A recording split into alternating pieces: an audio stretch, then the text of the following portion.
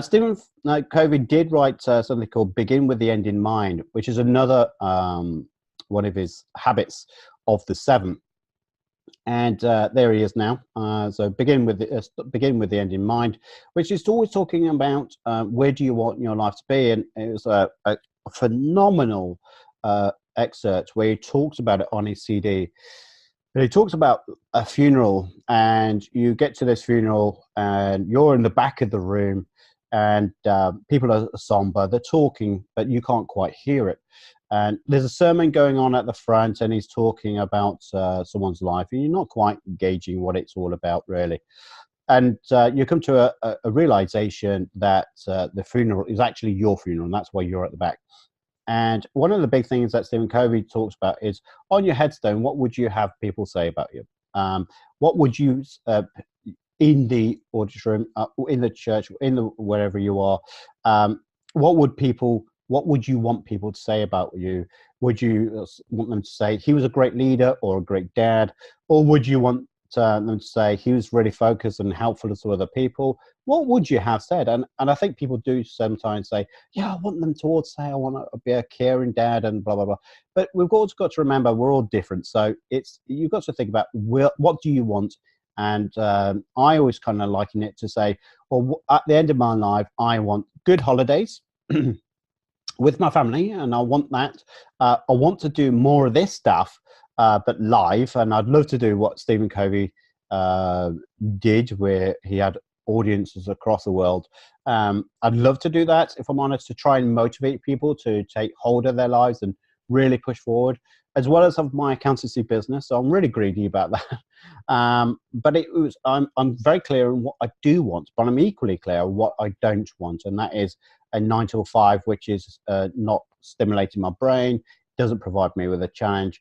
And equally, I don't want to be a stay-home dad either. So there's a lot of things I do know what I want, and a lot of things I don't want. And in life, I think it's fair to say that if you fail to prepare, you're prepared to fail. Other sayings such as if you fail to plan, you plan to fail. Ultimately, what we're talking about here is your life needs to be seen as a journey. You've got to start, and then you've got an end.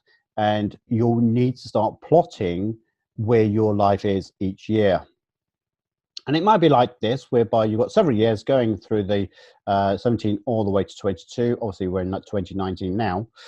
Just so you know, this is not a pre-recording. And for me, it's really looking at financials, because financials give you things. Zig Ziglar said that money's not the most important thing, but it's right up there with oxygen. And I do think that's so true, because finances give us choice. We don't just say, well, you want 5 million. It's what you want that 5 million to do for you. So, home in different countries. I know that Milton's on the line. So he and I had an interesting conversation. It'd be interesting to see if you've gone to Portugal or if you're thinking about it. But I do think people need to think about, well, what do they want in life? And that then says, well, how much money do I need to have or to accumulate? I think the other side to it, I'll be interested to see if that's Milton. Sorry, I'm going to have to look to see if he has. Yes, still thinking, but not. Prefer not. Oh, bless you. Okay, well, maybe you and I will have a conversation about that. So there's a book called this 4 Disciplines of Execution. Someone's asked me, what goal templates, software template have I got? I don't have one, but Paul, do stay on this webinar, because I do talk about a philosophy and a structure you can use, which you can then develop yourself. So I don't have a software. And I sometimes think people do get a bit too het up about software. It's a bit like the Americans, right? They went in space and said, "Oh, we've got to make this pen, and it's got to work in space, and we've got to think about the gravitational pull and the ink, how it flows." And the Russians just said, "Here's a pencil." So, do think about just sometimes writing things on paper, because our software is so great. We can do this, we can do that. But actually, it takes you ages to learn software. And sometimes, I'm not having a dig here, by the way, but sometimes simplicity is so key. A book that you should get, or audio version. I've got both. I've got the book, which is a bit condensed, and I also got the audio of this one, which is The Four Disciplines of Execution, which is Chris McChesney. You'll notice, interesting enough, there's a guy called Sean Covey. Yes, indeed. There is a connection there, and that is Stephen Covey's son, who also wrote some fantastic children's book, which I bought for Hugo. That aside, this guy wrote a book, and again, it fundamentally revolutionized how I look to optimize in terms of getting things done and really being totally focused. And these are the four disciplines. Don't just look at this and take a screen slide. By the way, this could be recorded anyway, but don't just take a snapshot of these things. Do buy these books, because, or audio books or whatever. Listen to it in your car. I'm listening to stuff in my gym room. In fact, I'm in my gym room now. But it's really important to buy these books, because I think if you invest in something, then you give it your full attention. But the four disciplines of execution was absolutely revolutionary for me. The first one was focus on the wildly important goal. And you'll notice it's got goal. I firmly believe that there are people that have got too many goals in their lives. And if they just stopped having too many goals and just have one, they will get it right. It's called unitasking, and we'll talk about that later on. Act on the lead measures. That's a real lovely element to this. And I'll go give you an example of what we mean by that. Keep a compelling scoreboard. Keeping a compelling scoreboard basically means that you know every single day, every single minute of that day, what the score is right now in terms of your performance.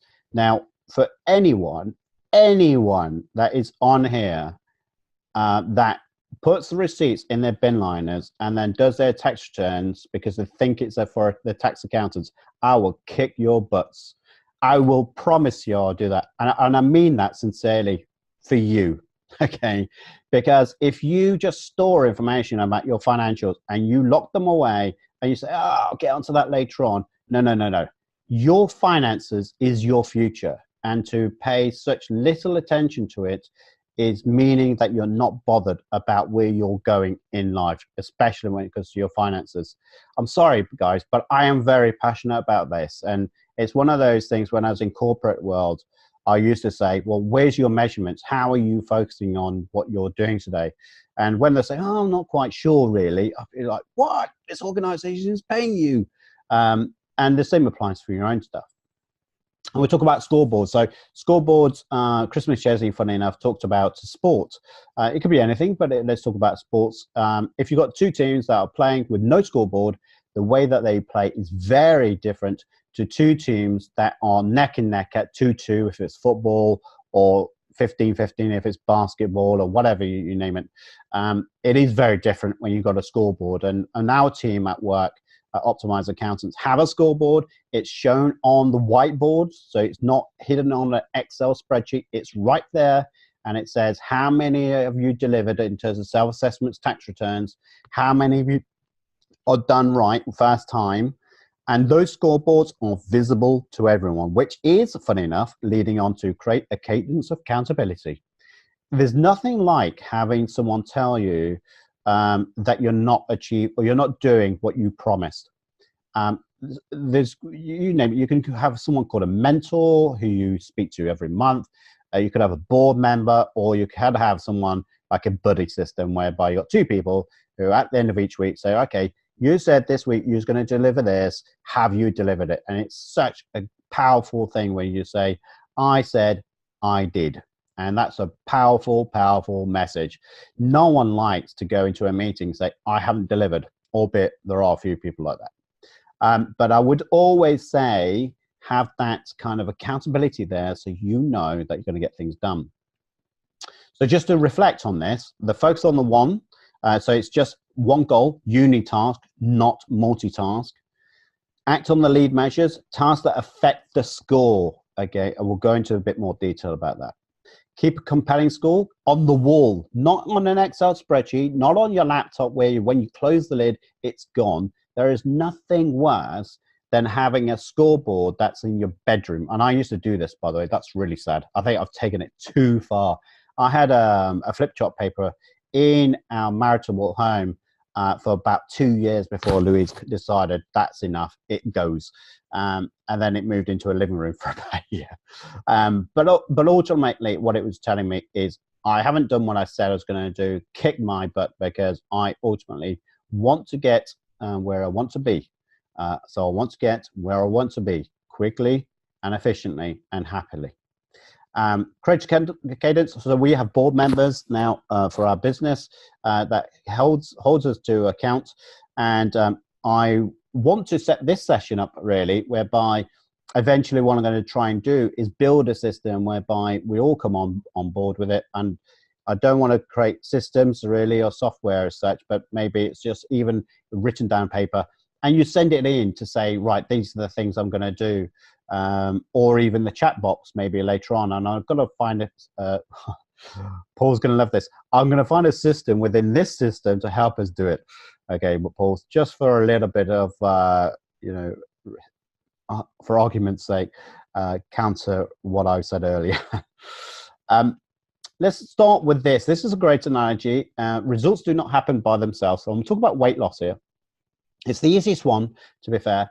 But you can't go on the scales each week and just say, look at the stars and go, oh, come on. Have I lost 2 pounds? Look down and go, oh, no, I've put on 3 pounds more.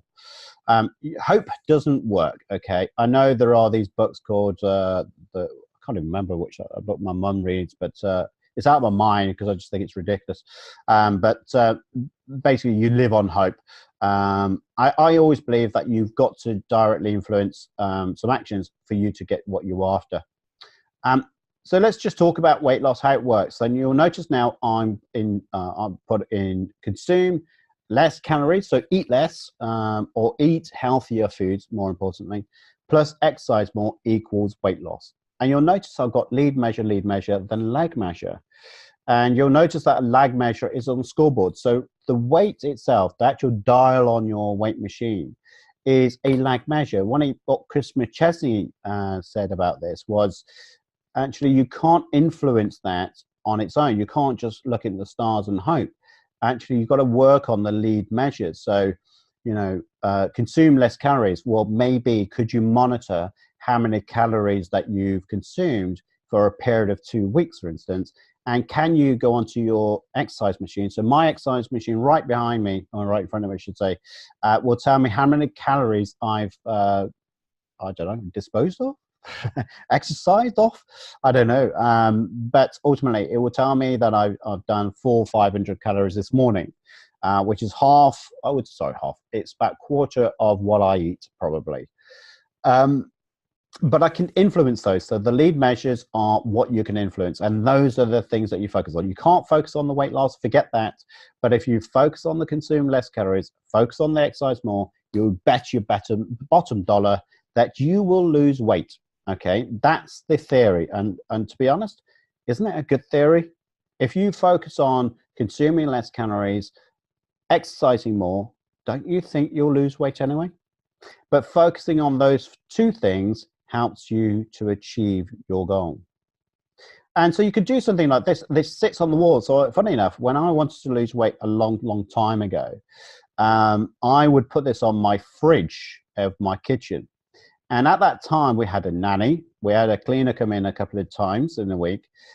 We had my friends, and they would all look at this scoreboard, and I would hate it. And I was very true with my scoreboards. I would hate the fact that I would put on my scoreboard. Mine's a bit more complex than this, funny enough, but I put on the calorie consumption as a matrix table and the number of calories that I consumed. And I also put in the weight loss as well. So I had a kind of cross matrix table. You'll notice by now that I'm a bit of a geek, and I didn't realize how much of a geek I was until I started putting these slides together and thinking, wow, okay, maybe I didn't have any friends when I was younger. But it was, for my way, it was creating accountability to say, look, I've done this, have I lost weight? And when I didn't, I put on weight, I would be quite angry with myself and embarrassed because I said to people I would be losing weight and I didn't. So it's great accountability, but it's also a good push for me. Okay, any questions? Oh, someone's dropped off. I can't believe it. So is there any questions that anyone has got tonight so far? Let me just go on to Facebook group.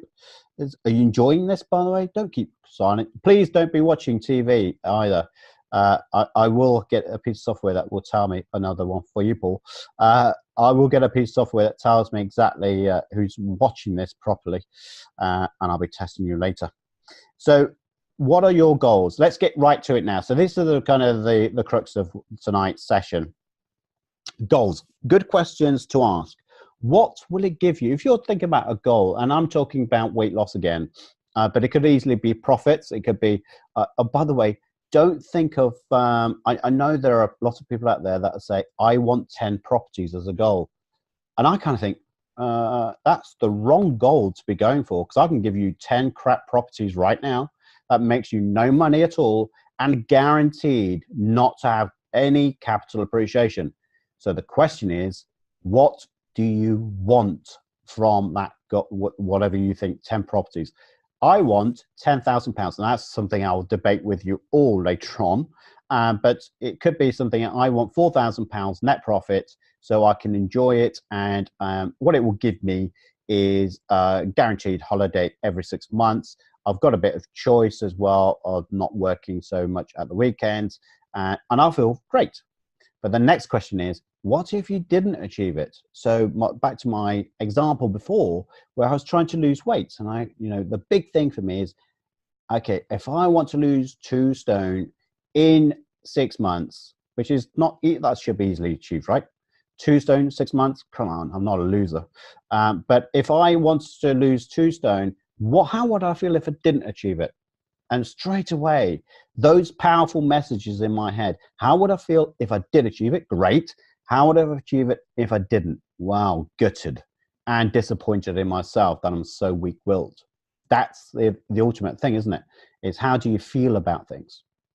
So that's good questions. And what I'm going to do for you, and Paul, if you're still listening and still with me, matey, this is the matrix that I use for a lot of things I have.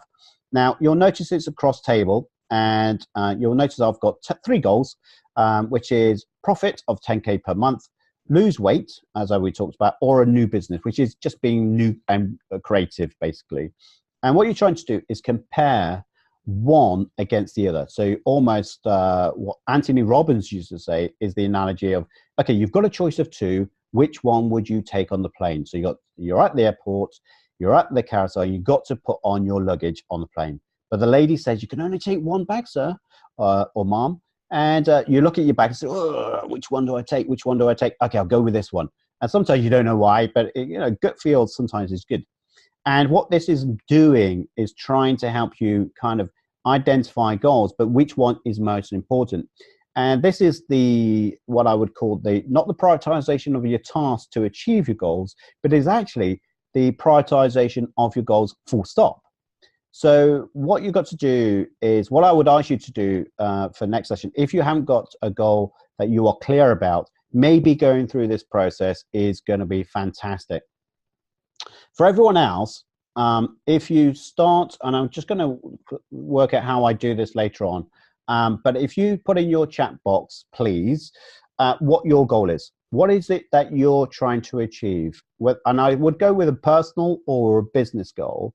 And what I'm going to try and do is create a crib sheet so I can keep a focus on whose goal is what. So it's almost like a mentoring session, if you like, a mastermind session, if you like, but you won't be able to talk with each other, unfortunately. But the idea behind it is I want to know what your goal is, whether it's business or personal. I want to know what it is. And if you don't know what your goal is, and this is participation, this is for you. I'm not just here talking, by the way. This is for you to kind of say, I'm really going to commit to documenting what my goals are, documenting what my tasks are, and I'm going to go forward. And there's a little bit of accountability there. And if you're happy with it, by the way, I'm going to put it in the Facebook group as well. He said, she said.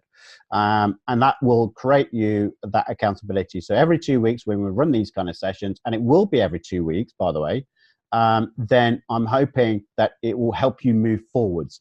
I guarantee, by the way, when we talk about this kind of stuff, people will drop off and go, oh, yeah, not for me, not for me, not for me, not for me. And they are probably the people that don't achieve what they set out to do because they're not clear on it. So do type in your business goals in the chat box or your personal goals in the chat box. And if you're not sure, then use this spreadsheet. Now, you could have more than 3. You could have 8. And funnily enough, I did this with 8 things, and it took me ages to do it. But what you're looking to do is saying, right, okay, this is the bit. So in the middle, you'll see here, in the middle, you're seeing, okay, do I want to lose weight or do I want profit at 10K? Which one's most important? And you'll notice I'll say lose weight. On the right-hand side, I might say new business. Well, what happens if that new business doesn't really kick off and my existing business can generate 10K profit? Well, okay, I'm going to go with 10K profit. Ultimately, it sounds great to be creative. It sounds great to have a new business, but ultimately, I'd rather have the money in this regard. Once I get that money, then maybe my goals might change. I'm quite happy with the money I've got, and then setting up a new business to be creative may then be inter-exchanged. And you do that, and what you'll notice is that what you'll do is then count up the ones that you've got going on the most. So here it's quite clear that lose weight versus everything else wins. So that is what I'm going to be focusing on. Now, you could have 1, you could have 2 goals, but I wouldn't do more, okay? If you are sincere and you are focused about delivering your goals, don't have multiple goals. You are going to fail and miserably. I've seen it too many times in corporate world. I've seen it in personal world. I've seen it in clients. Everywhere I've seen this, where they're trying to do so many goals and they ultimately fail. And it is a balance, I do appreciate, but it's about you committing to what you want to go. And here's another book for you. So get this on your list, maybe do a screenshot, do whatever you like. But this is a great book, Jim Collins, very intense. If you like data, he talks about, he's got it in his book, but he also writes very nicely. So it's a good read. It's quite data driven. I love that. But if you guys are a bit more emotionally involved, you like to kind of see how things feel, then get the audiobook, because that's not so bad, if I'm honest. But the good's great. There's one fantastic saying in that book: the enemy of the great is the good. So people have so many good ideas that they say, oh, let's do that, let's do that. And then ultimately they don't achieve the very one that could achieve their goal, or they don't achieve the objective or the goal that they really is great and make them feel fantastic, but they achieve the good one. For me, it's like, oh, why? Why did you get the 2 good goals in your life and feel slightly crap? I would say go for the very thing that you want and don't deter from it. Don't focus on all the other good goals. Just go for the great one, the one that is going to make you feel alive. And you'll notice when I'm doing this, I mean, this is why I guess I do these sessions. I do get passionate about it, because this is probably what I like doing. I love to see people go forwards and deliver great results, not necessarily me, which I find really bizarre. But anyway, hopefully we can get you there. So let's go for any questions or comments or any suggestions that you've got going on there, or what your goals are. That would be really good to do that. Paul, do you want the copy of the slides? Yeah, sure. When I put this on the, it's live on the Facebook group, so I'm going on the Facebook group right now. So yes, I will be putting the slides on there, so you can have that. Marilyn, £5,000 per month, and that's profit. Fantastic, thank you very much. And guys, if it's all right with you, I'm going to put this on the Facebook group as well. And just what you said, what your goal is, just get it out there, because I know people always say, you know, oh, I don't want to say what my goals are. And why the hell not? Tell everyone, because I think the more you tell people what you want to achieve, it cements into you even more. And I do think you do get that focus. So come on, guys, let's get out there. I mean, for my goal right now, I'll be open with you. For my goal right now, I want 3 holidays a year, and I want £15,000 net profit. For me, not the business, but 15,000. I don't really, the business I know is continuous improvement. There's no perfection. So it will move forward. That'll be good. But I want 15,000 per month for me, Louise, and Hugo to have a great life and have 3 holidays per year. Bang.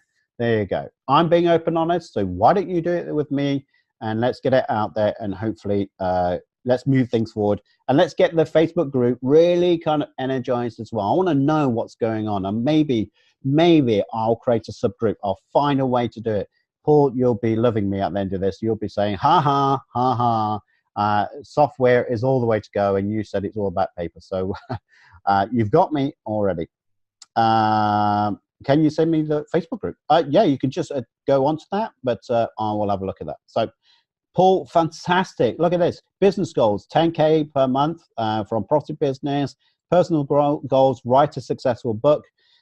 Speak to Alex Siri and Lifina Diamandis. They've just written their books, by the way. Fantastic. And they've done it on Audible as well. Oh, actually, Lifina hasn't, but she needs to. And I will add you to the Facebook group. Don't worry about that. It'd be interesting to see if I can get this chat box downloaded. So that'd be interesting. I better make sure I download this afterwards. Save chat. Yes, I can. Perfect. So let's crack on then. Gillian's funny, interesting enough. It said not feeling good right now. Well, why not, Gillian? I'm hoping tonight is going to be helping you to get there. So that's my challenge. Struggling with business goals at the minute, trying to streamline and to be tax efficient. Forget being tax efficient. I don't know. Hey, look, I'm your accountant. I've just said, forget being tax efficient. For me, I think it's more about being effective over efficient. Sometimes when you're going for your goals, just be bloody effective. And then you worry about your tax situation by calling one of the accountants up, right? My focus is about helping you create wealth, and that's what I'm going to be challenging on. So once you've got your goal, what do you need to do? Well, you've got tasks to do, haven't you? You haven't got, it's a bit like losing weight. That's the goal. The task is calories, and it is losing nothing. You are eating less calories and you're exercising more. Those two are your tasks to losing weight. So the big thing here is, how do you need to manifest? And people get really overwhelmed with, wow, I've got so much to do. Where do I bloody well start? And this is a great system that was developed. I'm going to share with you a system that was developed by Six Sigma gurus and Lean gurus as well, when they talk about business process improvement. And I kind of thought, well, why does it need to be just used there? Actually, let's think about how it could be used in every part of life. And the one thing I would say is people do talk about this nonsense, 10K per month. I want to earn 10K per month when they're earning 2K per month now. I just think it's a ludicrous thing to say just because you've heard it on Facebook or you've heard it down the pub, or unless you're earning 10K, you're not successful. Well, to be fair, I know a lot of people that are earning 50K per month and miserable as sin. So I don't want to be that. I want to be with my family, 3 holidays a year, thank you very much, and having a great lifestyle. I can pick up my son, by the way, at 3:30 with my business. And yes, I'm working like now, but poor Hugo, he's in bed. Bless him, he's got chicken pox as well. We just found out tonight. So I nearly pulled the plug on tonight, but I'm committed to you guys. And Louise is going to look after Hugo, and I'm going to feel like the bad dad right after this session, and I will smother him with my love. But ultimately, yeah, think about your life. Think about what you need. I had a client, interesting enough, who was developing his property business, and he was doing about 10K per month. And I sat him down and said, well, tell me about your life. What is it that you want to do? And he gave me his financials of all the things he would love to do. And interesting enough, he said to me, well, actually, I've just worked it out. I only need 6K. You only need 6K, and you're building like Billy O, working 60, 70 hours a week. I'm sure this guy was working stupid hours, not seeing his wife. And she wanted to renovate her own home. She wanted a holiday home as well. But every time that they have some money, they would reinvest it into another property. And I was saying, well, you guys are crazy. What are you doing? You already got the money. Why can't you just be happy? And it took them ages in that meeting. And at the end of it, they sent me a message say, do you know what? We're going to be buying that place in Barcelona. And you know, for me to hear someone make that fundamental change, that shift, to say, well, actually, I've got everything I need. Why can't I be just content? Why do I need to keep pushing for more when I could be happy with what I've got? And that's what exactly happened. So I want you to focus on that as well, because I don't want you to kind of say, I want 10K per month because otherwise I'm a failure, or I don't want that person to be earning more. Forget that. It's crap. What is it that you need in your life? That's what you've got to be focusing on.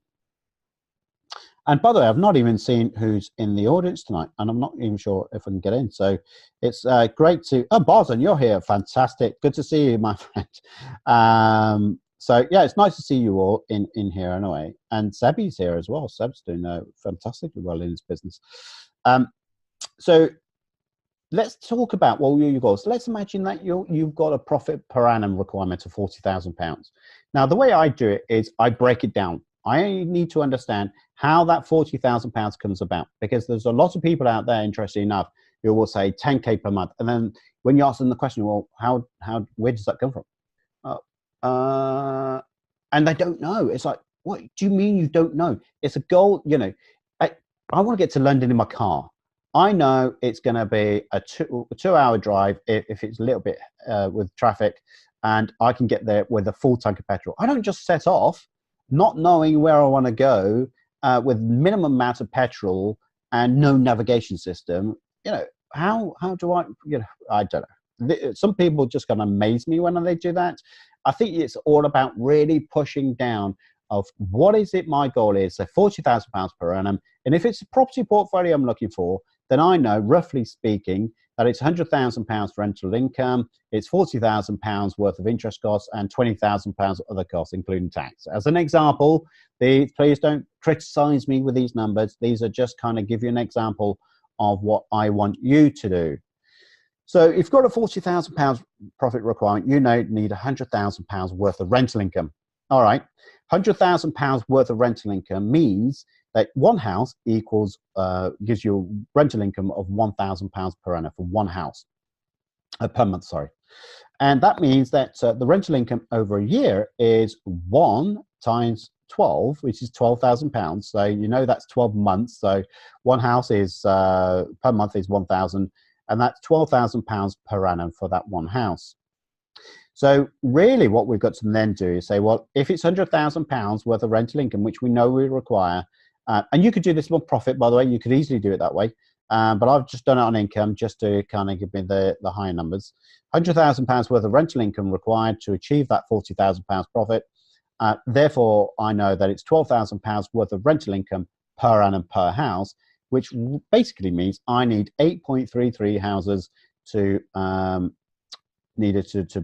get my business, which is rounded up to 9 houses required. And that's basically what I'm going to be focusing on to achieve my goal. And it's a long-term goal, absolutely fine.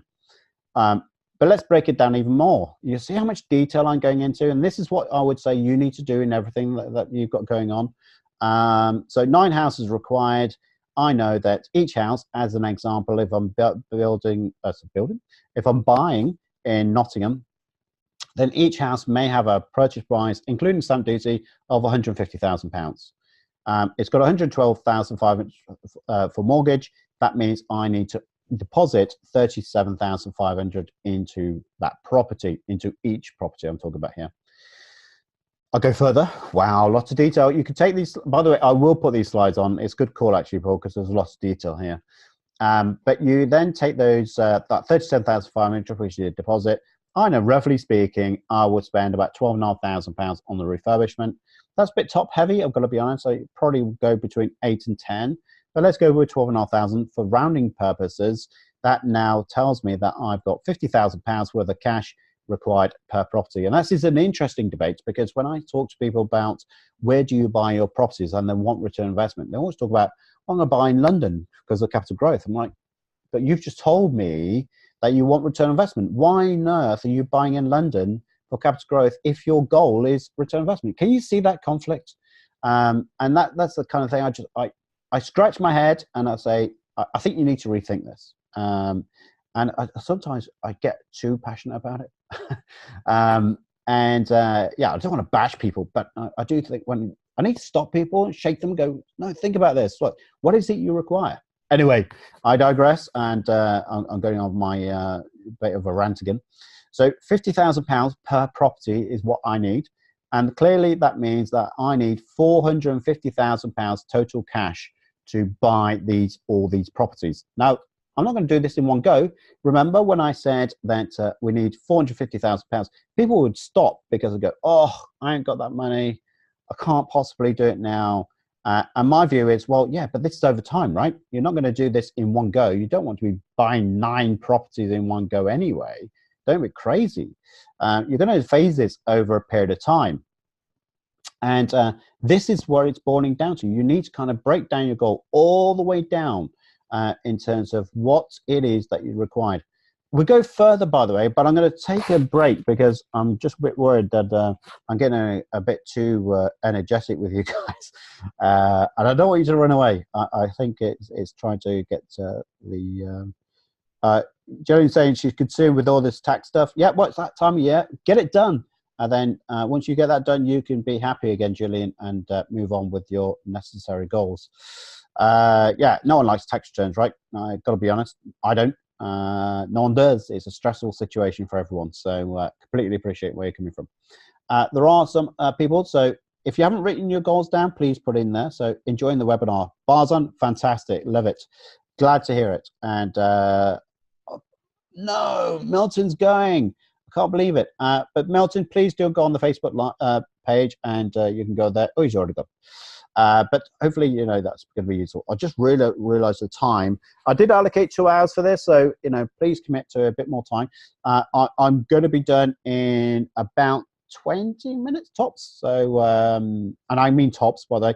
I'm not going to keep you all night, but it depends on how much I rant.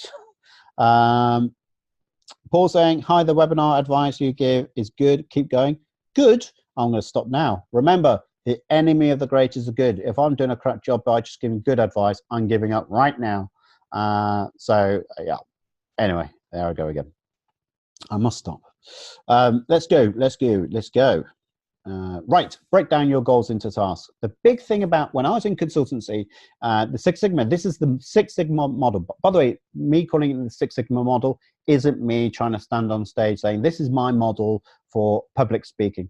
No. This is a model that's out there called Six Sigma, and part of that process in terms of building a solution is to go through this process. And basically what you're trying to do, and if you're not doing this already, then do try and get people together. So you might have a problem. Let's talk about, give me a clue. I'm not getting enough deals. Okay, so let's talk about not getting enough deals. Shout out as many ideas as possible and get everyone involved. Maybe get 2, 3, maybe have a coffee party and say, you know, let's talk about these things. And why don't you, if you're local to each other, why don't you get together doing these sessions together, you know, as a breakout from this main session, but then coming back to this main session for your own accountability. So finding people that's local to you wouldn't be a bad shout. So maybe tell me where you're from as well. I have noticed, by the way, that only a few of you have put in what your goals are. So that's I've dropped another one off. This is so disappointing. So you shout out as many ideas as a group. And what you don't do is discuss the ideas in depth. Okay, so you're just shouting out ideas. So we talked about not getting enough leads. So one person could be, well, let's do leaflets. Okay, leaflets. We don't debate it. We don't discuss it. We just say leaflet on a post-it note. Someone else might say, well, let's go to a deal sourcer. Brilliant. Okay, let's not discuss it. Let's write it down, move on. And you may ask questions, but it's so for clarification. You say, well, what do you mean by deal sourcing? What does that mean? Oh, right, okay, well, let's go to a firm that does deal sourcing. Ah, right, okay, great. But you don't debate it, you go straight on. And everyone puts all of those ideas. And what you're looking to do is to develop maybe 20, 30 different ideas in terms of those solutions that are tasks that can be helping you to develop your goals. Hopefully this is useful so far. And what will happen is that you'll have all these solutions that you've identified on post-it notes. Is really good because then you can move them. And the reason why I say you do it on post-it notes is you write them down, put them on your board. And what you're looking for, and what you're going to be doing is on your tasks. There's another great book which I think you should read. Will it make the boat go faster? Will it make the boat go faster? Great book. And it talks about basically, will the task that you're got in hand to deliver, will it help you achieve your goals? And basically, that's exactly what it says. Will this new way of rowing, will it help us move faster? And if not, forget it. If it will, let's focus on it. And that's a great question to ask. Will it help me achieve my goal? And I've got a system for you. Paul, you're going to like this if you're still with me. Please say you're with me, because I'll be gutted if you've just gone. No, you're still here. Brilliant. So this is why I say you don't need a system for this one. It's because you can just create this system. Okay. What you can do is you've got 2 panels at the top. You do a cross matrix just as it shows you here. And you've got big impact, small impact. So if you've got an idea, deal sourcing, and someone says, okay, let's go to a deal sourcer, could that be a big impact? Could they have lots of properties in their portfolio and they're sourcing property for you? Well, that sounds like a big impact. If you're thinking about, well, I'm going to do 50 leaflet drops, well, that's going to be a small impact, because really you're not going to get too much from a 50 leaflet drop. You can probably have to do 100,000 leaflets. So you could put it in there. On the left-hand side, your other part of your matrix is easy to implement or hard to implement. So if you go to a deal sourcer, well, that's very easy, isn't it? You just phone them up and say, well, do you have any deals or not? If you're talking about, let's go with another idea for deal sourcing or identifying deals, is if you set up your own letting agent. Okay, that's could be a cool one, where landlords are now clearly wanting to sell their property. Now, it could be a big impact, because if you've got letting agents, then you're going to have landlords. That's a big contact. If they're wanting to sell, you can keep in contact with them. Big impact, but it's hard to implement. So, you know, it could take you months to get your letting agents to be up and running. So what you do is put them in the relevant boxes, and you'll notice that something that's got a small impact and hard to implement, you kill those ideas. You don't focus on them. You keep them in there, because what you want to do is say, psychologically, I've put that solution down, but I've put it in this kill box. And whilst it stays there, so what you don't do is kind of stringe it up, because at some point you're going to say, oh yeah, that idea, I thought we talked about this before. I can't remember. Let's do it again. And then you go through that same old process, but keeping it in this way. And this is great if you've got an A0 board and you chuck up your post-it notes each time. Fantastic system. And again, I've used this in many, many organizations. I still implement it to this day, albeit we've got a bit more complex system now. Surprise, surprise. But the idea behind it is anything that's big impact, easy to implement. So, okay, let's go to a deal sourcer who's got lots of deals. Okay, big impact, that's easy. So let's do that now. And that gives you your prioritization system, you see. So what I'm hoping this system is going to do for you is stop you procrastinating on the crap ideas or the good ideas. Jim Collins' book, you know, some of them are good ideas, but they're not the great ideas. So that's the thing you're trying to do is get all these ideas, put them into this matrix system, and say, let's just focus on the great ideas. And this will hopefully help you achieve your goals so much quicker. And you become time efficient as well. That's the big thing about this. We've only got so much time in our day. And I had a debate, funny enough, with a staff member who we've agreed that what the 1, 2, 3 tasks are going to be to achieve our goals. And he's still doing some stuff which wasn't in the most priority areas. And you can imagine what I was like with that. It's like, well, why are we wasting our time here? So only be really focused and strict with yourself. Once you get the system in place, that you only focus on the big ideas is to implement. And these are the kind of things that you might want to do. So you might say, well, okay, call to agents. So agents might be a thing. I've got a weekly thing, and I'm going to set myself a task where I'll call at least 10 agents every single week. So that's 70 calls in a week. And then I want to have 4 viewings from those 10 calls. I'm using Rightmove or estate agent, whatever else. And then I'll make 2 offers on the 4 properties. So I'll do a lot of due diligence work. I don't want to see every property because that'd be crazy. I want to really make sure that when I'm talking to the estate agent, that it's really going to be the one I want in my portfolio. And then I go and I make 2 offers on those 4 properties. And you'll notice that in week 2, I've purchased one. And in week 6, I've purchased one. And this is a great level of accountability. Now, what will happen over time, these numbers will shift up and down. But what I'm saying here is what ratios can be identified. You may get to a stage where actually to get 4 viewings, you may need to do 20 calls. But if ultimately you need 4 viewings because you need to do your due diligence on the properties, then you need to increase the number of calls that you make to agents.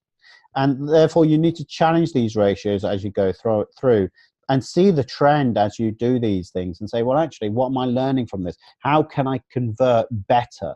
So when it comes from, at the minute we're saying that it might take 30 calls to agents before I make a purchase. The next question is, well, how can I make 10 calls and still make the one purchase? Efficiency of time and helps you, again, achieve your goal. And that's the key focus around this.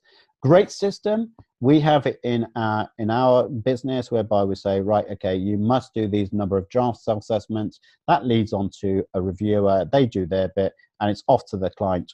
And one of the big implementation changes that we've had for limited companies, and we're doing it for self-assessments next year, is that we are booking time in with the client there and then.